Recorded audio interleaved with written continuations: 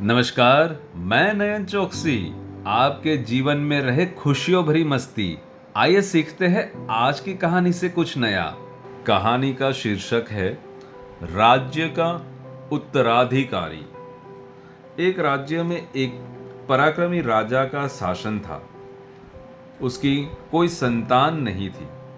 ढलती उम्र के कारण राज्य के भावी उत्तराधिकारी को लेकर वह अत्यंत चिंतित था। उनके वैद्यों के दिखाने के बाद भी वह संतान सुख से वंचित था।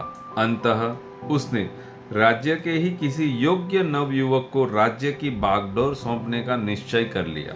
भावी उत्तराधिकारी के चयन हेतु उसने योग्यता परीक्षण का आयोजन किया।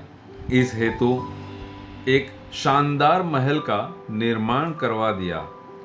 महल के दरवाजे पर गणित का एक समीकरण अंकित कर पूरे राज्य में घोषणा कर दी कि राज्य के सभी नवयुवक महल का दरवाजा खोलने आमंत्रित है।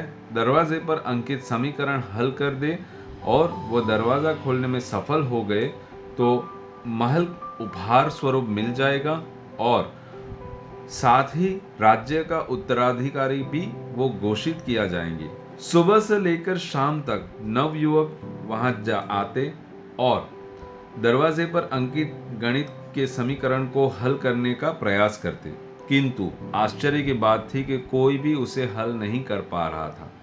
कई उसे देखकर, लिखकर या याद करके जाते और घर पर जाकर उसका हल निकालने का हर संभव प्रयास करते, किंतु फिर भी असफल रहते।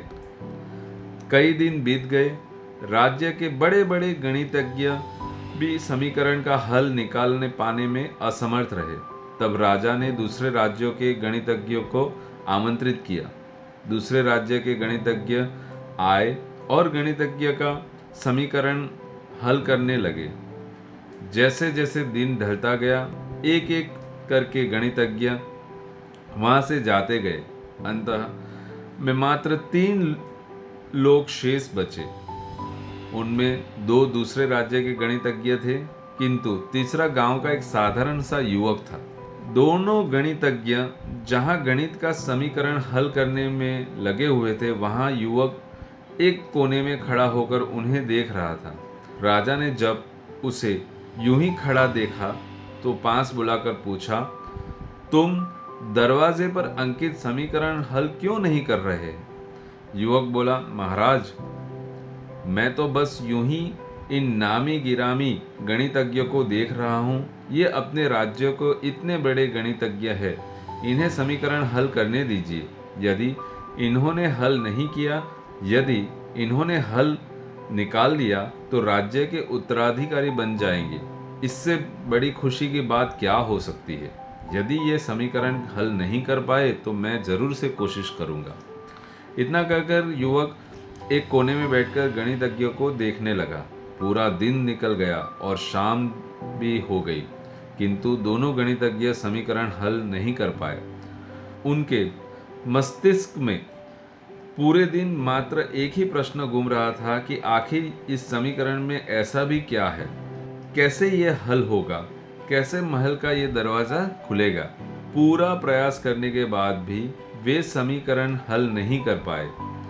जब उन्होंने हार मान ली तो कोने में बैठा युवक उठकर दरवाजे के पास गया और जाकर उसे धीरे से धक्का दिया और जैसे ही दरवाजे को धक्का दिया, दरवाजा वहां खुल गया। दरवाजा खुलते ही लोग उससे पूछने लगे कि तुमने ऐसा क्या किया कि महल का दरवाजा खुल गया?